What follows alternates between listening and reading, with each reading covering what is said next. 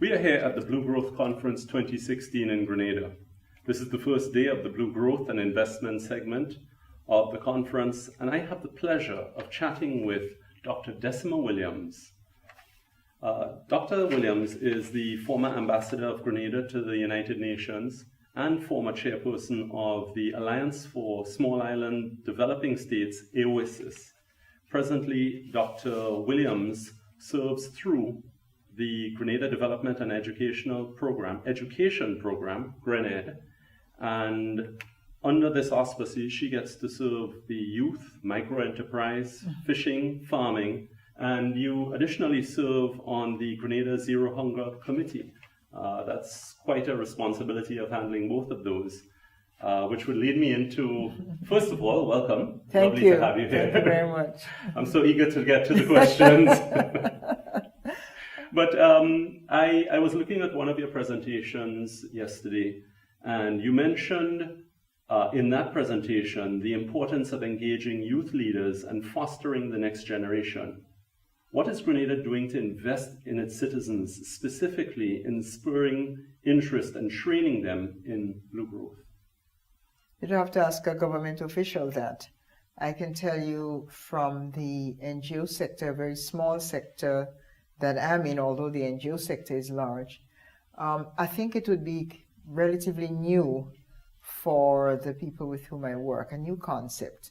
It's another one of those initiatives rolled out by the United Nations and picked up by big governments and corporations. But the truth is that it is the small island states of the Pacific who first put this on the agenda. They consider islands to be, let's say, small island states, but that is an old definition now. The new definition is large ocean states. So we have big ocean territories, sometimes 200 times the size of our land mass. So it gives us a massive potential to have the ocean be an ally in our development as well as in the regulation of climate change for us and for the rest of the world. I think the young people in the Pacific are much more au fait with that. They have been writing blogs, they have been writing poetry, they're very much engaged with it. And I'd like to see some of that here. I think it's emerging with the Caribbean Youth Environment Network. Our young people are understanding that the blue economy is something very viable and very important for us. Now, the blue economy is something that is important as a strategy, among other things, for poverty reduction first and foremost. So in all the major protocols of the last year or 5 years, the emphasis has been on removal of poverty. This is to spark well-being, wellness, health of the planet, and of course health of people. Now the growth of the blue economy therefore means the growth of opportunity for those who are the first guardians and stakeholders in it. Fisher people, people who live on the coast, people who are make their livelihood from the ocean, right? Now, I think and that would be a very strong intergenerational opportunity for people who were in fishing long ago and they didn't really make a big livelihoods, but they managed to send their children to school. Now the children are college educated, they're very strong in IT. They need to get into this emerging sector and make it theirs. So in that sense, I see it as an opportunity for young entrepreneurs and young advocates to see the ocean, the coastal zones, and the seas and waters of our countries, to see that as an economic opportunity for them. Of course, it has been a source of recreation, a source of small livelihoods. But we are now entering a period where the blue economy is an opportunity for large-scale growth and investment. For food, it can generate food security, it can generate incomes, it can generate access to minerals for pharmaceuticals, which we should have the patents on those. and control that as an economic avenue.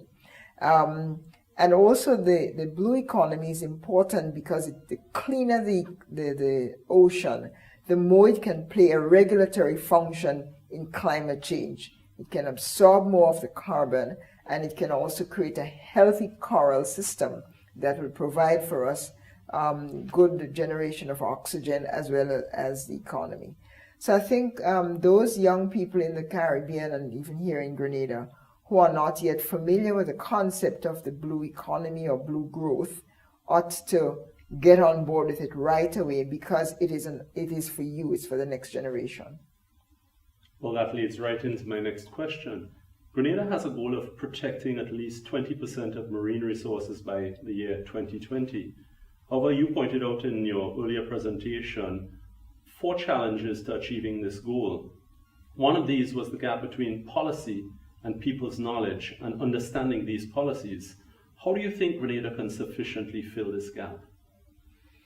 Mobilizing people to know and to own the knowledge, the processes, and the opportunities. People don't know. And I think more people need to understand what are the international obligations that we have signed on to. We've done an excellent job at agreeing to the Convention on Biodiversity, the Paris Agreement. I mean, everything that is out there, we've done an excellent job through successive governments of being responsible and accountable.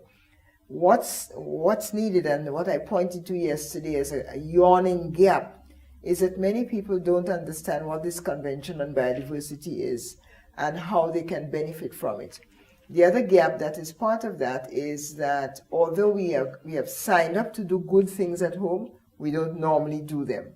And I want to point to the case on the northeast coast of Grenada, where sand mining continues and cutting down trees to burn to make coals at an escalating rate. That continues. Both of those are threats to a healthy ocean because they open up the sea to come in at a more rapid rate and erode the coast, places where people can actually farm or recreate or hunt crabs or get that healthy estuary runoff into the ocean. So I think sand mining, cutting down trees for burning coals, and a number of other traditional practices have to be scaled back. And it's a knowledge and understanding of how that is detrimental to the health of the Grenadian oceans that will help us, for example, in the protection achievement of our marine obligations. We have agreed to the Caribbean Challenge Initiative to protect a minimum of 20% of our marine resources by the year 2020. That protection means the rehabilitation of fish stocks, the regrowth of the coastal, the coral reef, the regeneration of a healthy seagrass, and so on. Now, we could only do that if the ocean itself and all that is associated with that is healthy. So if we were taking off the sand and the sea is just turbulent and ferocious, it doesn't give us a good chance for the fish stocks to be replenished. We have, therefore, to educate people, to enforce the law, and to bring on stage all the stakeholders, people who live in the area, so that traditional knowledge could be understood but could be augmented. If we're going to say no more cutting down trees to make coals, are we then going to provide opportunities for renewable energy, for solar energy? Are we going to use the dry trees for coals burning rather than cutting down, the fresh growing healthy trees? So there has to be a way in which all of the old and the new can meet for us to be able to take to benefit from blue economy. I think that it's not enough and it's not adequate to think about just going back to the past, but how do we go forward? We have to take the knowledge of the past, but we have to use it in the context of where we are. And the attacks of the climate mean that we must manage our coastal resources and our ocean resources much better. For example, take the question of population growth. We're going to expand our population all around the world and here in Grenada. So the fish stocks is a good source of protein. But if we overfish, or if we poison the coastal waters by all these runoffs from agriculture, the chemicals from agriculture that are going into the ocean, if we don't stop those, we put ourselves at risk for not being able to meet our food needs for the next generation. And that generation is who we're looking for to take that banner forward and enhance the same said blue economy. Yes, I think the young people, you have a 15-year-old, so you have to expect that he's going to want to play his role in the strong and secure and sustainable Grenada. Part of it is attaching the blue economy to his portfolio of professional opportunities. And that is true for all the children in the rural sector, all the children in Carriacou and Pitimatnik. So the first thing is the knowledge. What is it?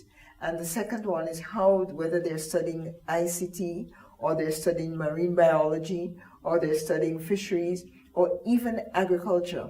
Because there is a blue-green linkage. You cannot have a healthy ocean if you're having bad agricultural practices. If you have a strong and secure agricultural sector, it facilitates and it takes away the pressure from the blue economy so that we have to overfish. And I think young people can be particularly excited to use all the new tools of information generation, spatial measuring, so we understand underneath the sea what the potential is, so that they could generate an economy that is viable for Grenada.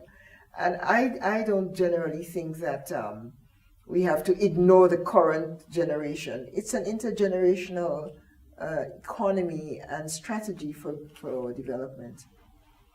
Summing this all up, how important is having this Blue Growth Conference here in Grenada? Well, only to the extent that it educates us and it facilitates, more resources available to Grenada. It cannot just be a platform for global conversation on something that doesn't concern us. I think and that's not what it is. I want to be sure that we guard against that. What this conference must do is raise the bar for the government, for the private sector, for NGOs, for the citizens, raise our consciousness, first and foremost, about this idea of the blue economy, raise the opportunities that are available for us to be part of it. And I know that there are proposals to launch a Blue Innovation Institute. That's helpful because that will provide the information, the thinking, the creativity that is already present in the country that could spread the blue economy. But it must also be, the conference must also be an opportunity for financing to come into our institutions, whether it is the credit unions or the Grenada Development Bank or the GIDC, so that there are financial windows, if you will, or opportunities for fisher people around the country to be able to access the resources that will then help them to do fishing in a more sustainable and creative way, so that they could know which fish to not harvest because the stocks will be depleted, which fish is endorsed. We have to educate the hotels in Grenada which are the fish that must be on the menu. And in fact, if it's a small yellow fish and a small red fish, that I understand are the ones that we have a plentiful supply, they don't have mercury in them, they're healthy for us to eat. And the local fishermen, at least in St. Andrews and St. Patrick's, they catch a lot of that. So if the hotels start to buy and serve that, it links back to the incomes of the smaller fishermen. It's the big trawlers that are hauling out the big tunas and the sharks from Grenada to sell in New York. That's a problem in the blue economy.